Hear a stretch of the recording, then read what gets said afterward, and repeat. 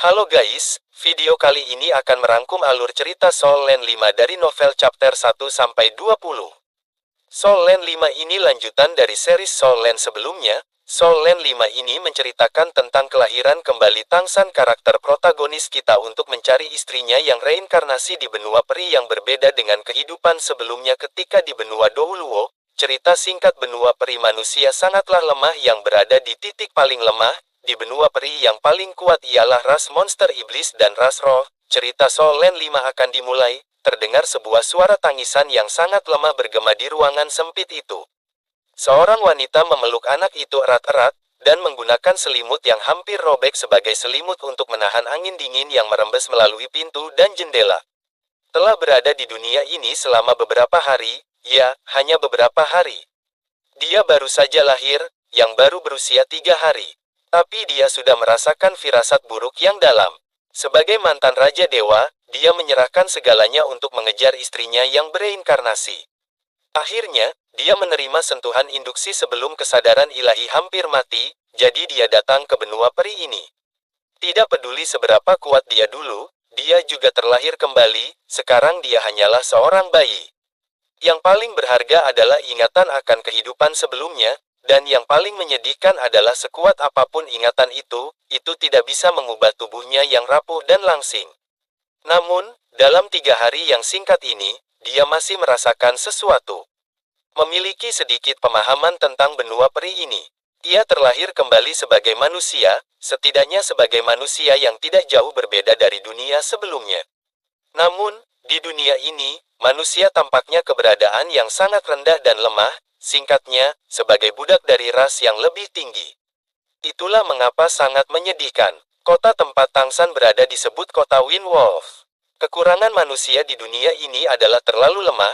Di mata monster dan roh, manusia bahkan tidak bisa melakukan kerja keras.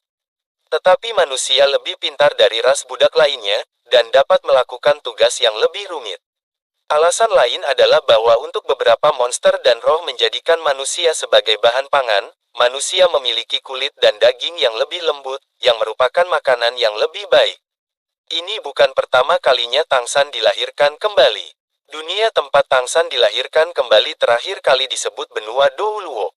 Dibandingkan dengan saat itu, kali ini jelas jauh lebih menyedihkan. Tapi akhirnya ada kesempatan untuk bertahan sekarang.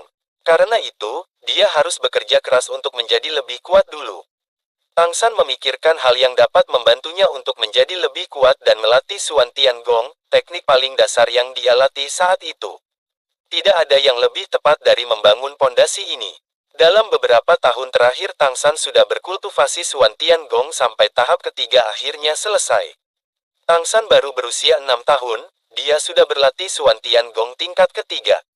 Ini adalah sesuatu yang bahkan tidak dapat dipikirkan di kehidupan sebelumnya. Setelah menemukan bahwa di benua peri ini tidak bisa membangkitkan jiwa bela diri seperti kehidupan sebelumnya, Tangsan hanya bisa berlatih Suan Tiangong. Rencana Tangsan juga sangat sederhana. Pertama-tama kembangkan teknik Suan Tiangong ke tingkat yang lebih tinggi sebanyak mungkin, dan kumpulkan kekuatan. Hanya mengandalkan pengetahuan unik dalam catatan Sekte Tang Suan Tianbao, selama levelnya cukup, perlindungan diri masih bukan masalah. Tangsan setiap hari pergi ke dalam hutan untuk berkultivasi dan melatih berbagai teknik Sekte Tang seperti mata iblis ungu yang dilatih melihat matahari setiap pagi hari. Ketika setelah selesai berkultivasi Tangsan berjalan ke depan, tiba-tiba mendengar beberapa gerakan, dan tanpa sadar bersembunyi di sisi pohon besar, tidak jauh di depannya, sesosok jatuh ke tanah, dan berguling 2 kali. Napasnya sangat cepat, tetapi sangat tidak teratur. Dia bernapas dengan mulut dan mulut besar, berjuang untuk bangun, tetapi sepertinya dia tidak memiliki kekuatan yang cukup. Setelah berjuang beberapa saat, dia jatuh lagi. Tangsan diam-diam menggunakan mata iblis ungu untuk memantau dan terkejut menyadari bahwa itu manusia. Dilihat dari cara manusia ini melompat sebelumnya, itu jelas bukan orang biasa. Manusia yang memiliki kekuatan. Mata Tangsan berbinar. Dia masih belum cukup tahu tentang dunia ini. Bagaimanapun, Tangsan hanya terkurung di tempat kecil seperti Wind Wolf Town. Jelas sekali Tangsan akan terkejut ketika tiba-tiba melihat manusia yang memiliki kekuatan. Namun, manusia ini memiliki bau darah yang kuat, dan dia jelas terluka. Namun saat ini, langkah kaki yang berat datang. Monster serigala tingkat 3. Dalam beberapa tahun terakhir, Tang San memiliki pemahaman tentang sistem lapisan di benua peri. Di benua peri, status dan kekuatan berdasarkan tingkatan. Yang terendah adalah tingkat pertama. Manusia biasa bahkan tidak memiliki peringkat sama sekali, dan itu adalah kelas budak.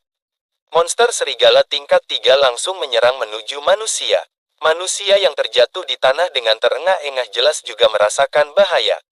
Tubuhnya tiba-tiba berbalik ke samping, menghindari serangan iblis serigala.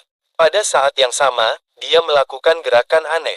Tubuhnya sepertinya diregangkan beberapa menit dalam sekejap, tangan dan cakarnya muncul, dan lingkaran cahaya kuning muda muncul di permukaan tubuhnya. Karena kilau tubuh menjadi sangat jelas pada malam hari, Tang San dengan jelas melihat lapisan rambut coklat kuning tumbuh dari bawah kulitnya, dengan pola coklat tua di atasnya.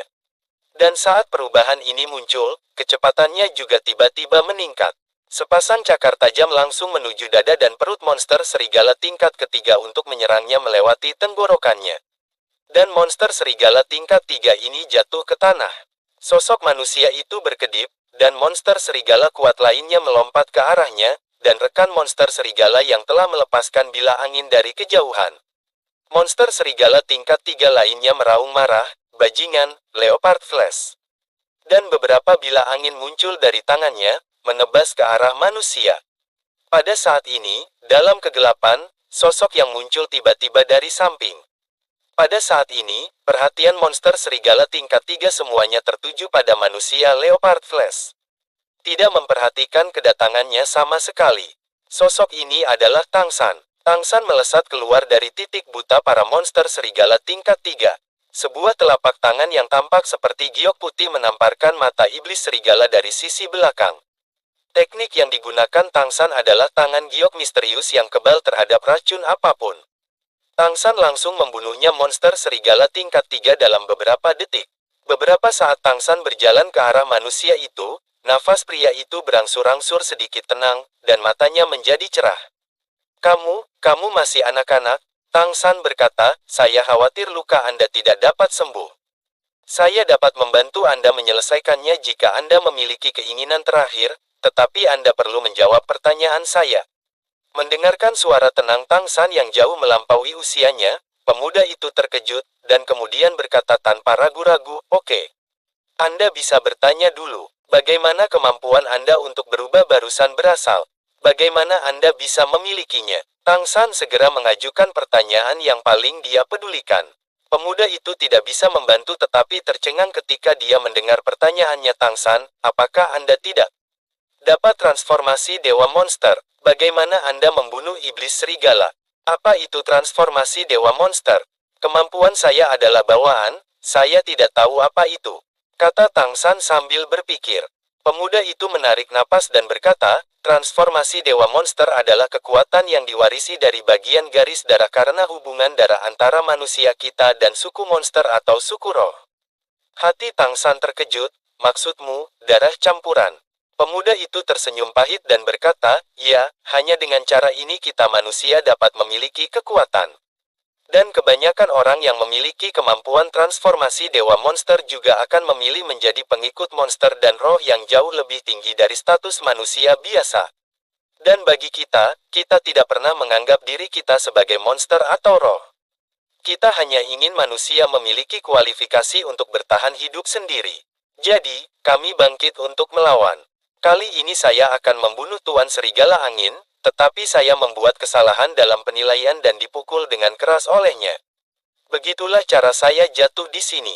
Tang San Dao bertanya, apa hanya ada satu kemungkinan untuk mendapatkan transformasi dewa monster?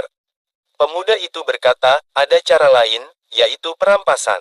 Anda dapat merampas kekuatan dewa iblis untuk membentuk semacam warisan, dan meneruskannya kepada orang lain dalam waktu singkat. Jika Anda tidak cocok, Anda akan mati. Jika cocok maka akan mendapatkan kekuatannya.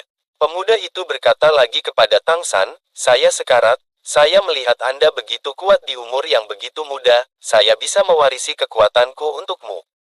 Tang San terkejut, dan pemuda berkata kepada Tang San jika bisa Anda bergabung dengan organisasi yang kami bangun, itu adalah untuk membangkitkan umat manusia kita. Anda dapat mencarinya. Pemuda itu berkata lagi, suatu hari umat manusia akan menggulingkan monster dan roh, dan memberikan kekuatannya kepada Tangsan dan berkata panjang umur manusia dan meninggoy. Tangsan merasakan perubahan di dalam tubuhnya ketika menerima kekutan darah Leopard Flesh, dan mencoba Suan Tian Gong untuk menggabungkannya dan cocok. Tangsan melihat ke arah dua mayat serigala tingkat 3 berpikir untuk menyerap esensinya. Segera Tangsan membersihkan area baku hantam sekitar untuk menghilangkan jejak dan pulang ke rumah untuk berkultivasi. Keesokan harinya Tangsan seperti biasa melakukan pekerjaan sebagai budak dan malam hari berkultivasi dan mempelajari kekuatan yang telah diserap selama beberapa hari. Pada hari ini Tangsan melihat papan pengumuman, ada sebuah kertas yang tertempel tertulis akan ada uji kebangkitan darah dari suku serigala angin bagi manusia. 3 hari kemudian, Tangsan melihat ada beberapa anak kecil juga mengikuti uji kebangkitan darah. Setelah itu beberapa lolongan dari monster serigala angin untuk memicu adrenalin para manusia membangkitkan darah serigala angin. Tangsan melihat sekeliling anak-anak itu transformasi menjadi serigala angin. Bagi yang lolos akan ditempatkan berbeda oleh monster serigala angin. Di samping itu Tangsan menemukan seorang anak kecil perempuan dan berkenalan yang bernama Ling Muxue. Keesokan harinya dilakukan upacara kebangkitan darah serigala angin oleh pengikut monster serigala angin, dan yang lolos akan ditarik untuk menjadi pengikut monster serigala angin, dan ada 5 yang lolos termasuk Tangsan dan Ling Muxue. Setelah itu dilakukan upacara pengorbanan monster serigala angin bagi yang tidak lolos, dan beberapa perempuan tua untuk dikorbankan pada upacara ini oleh imam besar monster serigala angin. Sungguh sadis. Setelah upacara selesai monster serigala angin bubar, Tangsan dan lainnya yang lolos diajak oleh pengikut manusia yang bernama Wang Yanfeng dibawa ke sebuah rumah kayu di sisi barat Wolfwind Town. Wang Yanfeng membuka pintu halaman dan membawa mereka berlima ke halaman. Pintu rumah berlantai 2 terbuka, dan seorang wanita cantik berjalan keluar. Melihat Wang Yanfeng kembali, dia bergegas ke depan dan berkata dengan lembut, "Sudah berakhir." Wang Yanfeng menghela nafas pelan, "Sudah berakhir." Wanita itu menundukkan kepalanya, matanya sedikit merah. "Apakah ini 5 anak kali ini?" "Nah, ada 5 yang gagal." "Masuklah dulu," wanita itu berkata dengan suara rendah, suaranya jelas sedikit serak. Merasakan kehangatan di rumah, meski 4 orang bersama Tangsan sedikit bingung, dibandingkan dengan kepanikan sebelumnya, mereka akhirnya lega. Wanita itu berjalan ke samping, menuangkan beberapa cangkir air panas, dan menyerahkannya kepada mereka secara terpisah. Memegang cangkir air di tangannya, Tangsan tiba-tiba merasakan cara baru menjadi manusia. Ling Muxue tidak bisa menahan tangis dengan suara rendah. Wang Yanfeng menghela nafas dan berkata, "Kamu beruntung, tetapi kamu juga malang. Kamu terpilih dan kamu mendapat kehidupan baru. Anak-anak, mulai hari ini, aku akan menjadi gurumu. Kamu harus belajar sesuatu dariku, hanya belajar dengan giat dan biarkan diri Anda memiliki kekuatan untuk melindungi diri sendiri, sehingga Anda dapat bertahan hidup dalam arti sebenarnya." 3 tahun kemudian, akan ada penilaian lain. Anda harus mengalahkan iblis serigala pada usia yang sama untuk benar-benar memenuhi syarat sebagai pengikut. Jika tidak, Anda telah melihat situasi anak-anak itu hari ini. Petik 2. Wang Yanfeng berkata kepada mereka, "Ini adalah saudara perempuan saya, namanya Qiu Jing. Kami semua telah mengalami segalanya hari ini, sama seperti Anda. Kami bisa bertahan karena kami memiliki kualifikasi pengikut. Dan dalam 3 tahun ke depan, kalian harus bekerja keras untuk memiliki kualifikasi pengikut, sehingga kalian tidak lagi menjadi budak. Oke, mari kita istirahat dulu. Ibu akan mengantarmu ke kamar. Anak laki-laki akan tinggal di satu kamar, dan anak perempuan akan tinggal di satu kamar sendiri. Besok saya akan mulai mengajari kalian. Ambil tanda ini dan gantung di tubuh Anda. Jika Anda ingin jalan-jalan keluar, Anda harus membawanya, dengan itu Anda tidak akan diperlakukan sebagai budak." Saat berbicara, Wang Yanfeng membagikan tanda kayu kepada mereka masing-masing.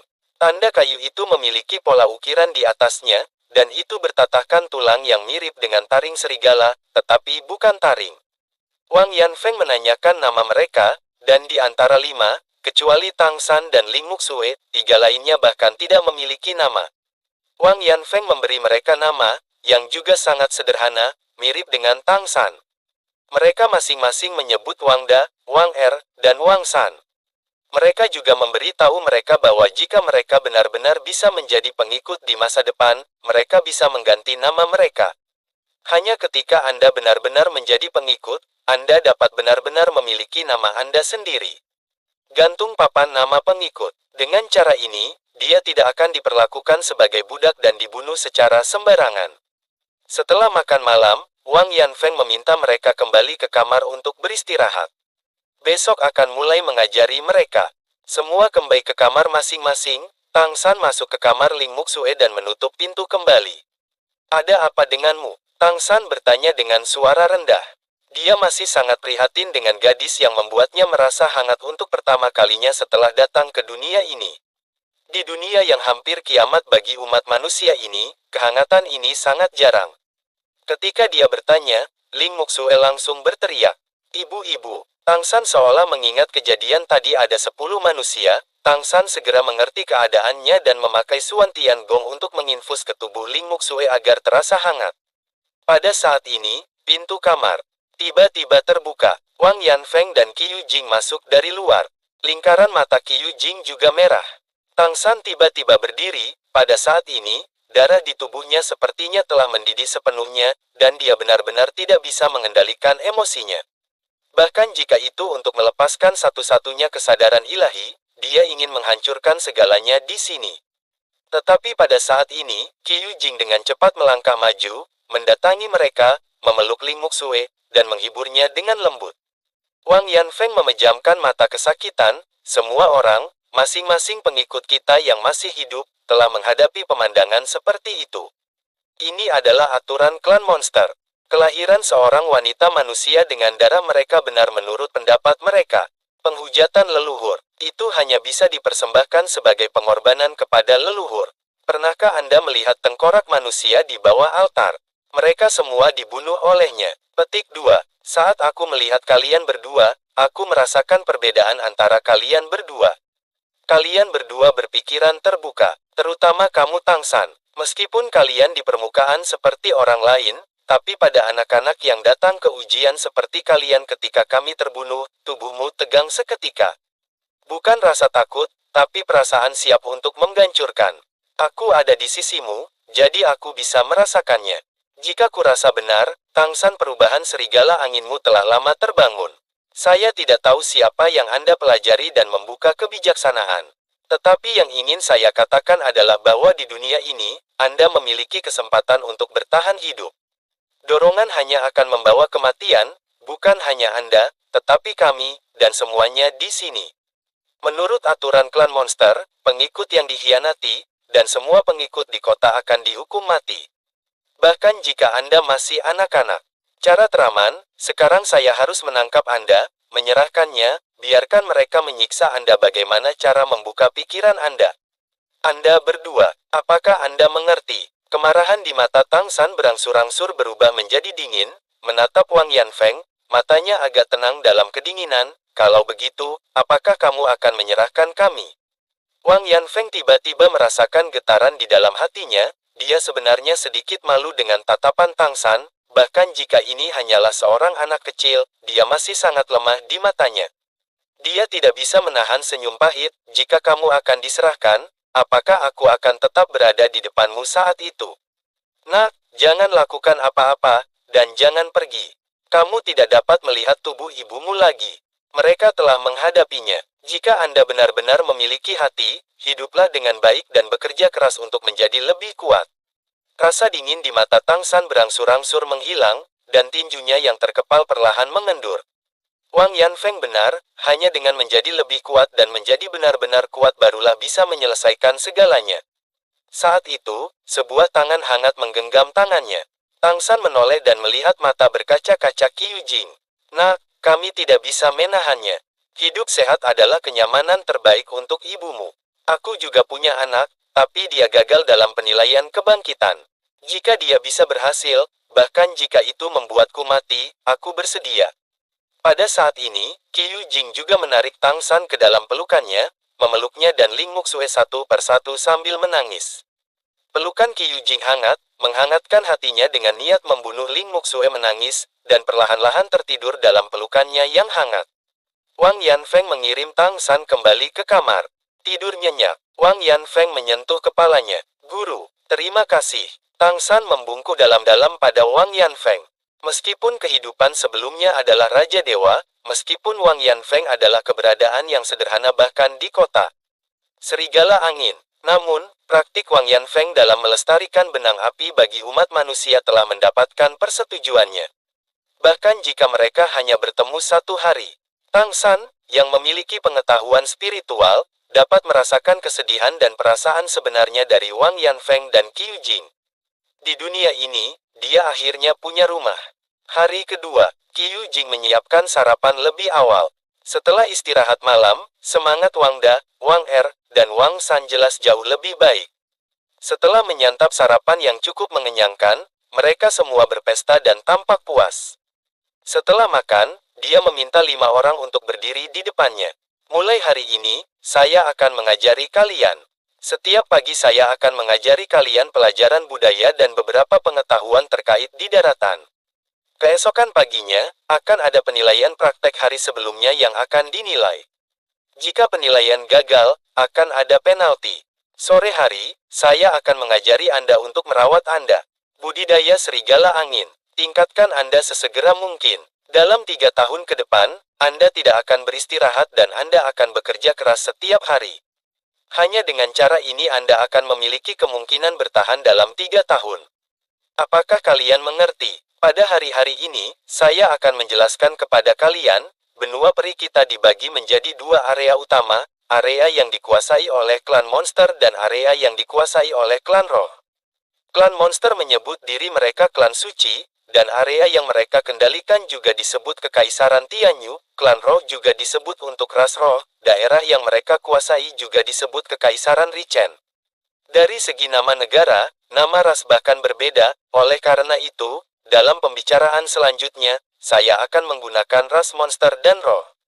Untuk membuat kelima murid lebih mudah dibedakan. Suku monster memiliki 8 kota utama, dan suku roh memiliki 7 kota utama. Kedua suku tersebut memiliki total 15 kota besar. Hanya monster dan roh terkuat yang dapat memerintah para master ini.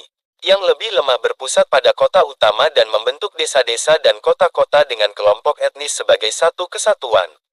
Desa-desa dan kota-kota juga dibagi menjadi kota-kota besar dan kecil, seperti kota Fenglang kita, itu hanyalah kota terkecil.